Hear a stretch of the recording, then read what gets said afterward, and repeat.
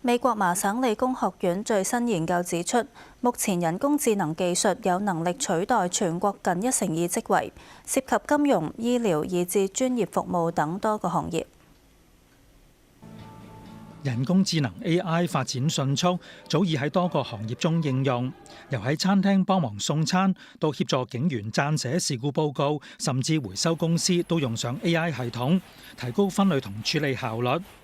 好多人都關注究竟 AI 會取代幾多職位。麻省理工學院同橡樹嶺國家實驗室共同開發名為冰山指數嘅勞動力模擬工具，以超級電腦模擬全美900多種職業，超過1億5千萬人嘅工作，並且分析佢哋同人工智能互動同重疊嘅情況。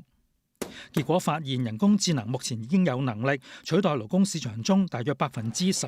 嘅職位，涉及薪酬估計超過12000億美元。當中科技、計算同資訊技術只係部分受影響行業，而物流、人力資源、財務同行政職能等潛在被 AI 取代嘅風險就經常被低估。研究人員強調，呢項指數並唔係用嚟精準預測咩嘢時間同埋咩嘢地方會出現工作流失，而係展示當今 AI 嘅實際能力。等政府同決策者制定再培訓同技能提升政策嘅時候，可以預先模擬唔同情景。目前實驗室已經同多個州政府合作，包括田納西、北卡羅來納同猶他州，都利用相關研究建構前瞻性嘅政策模型。科技界人士多次警告 AI 對職位構成威脅。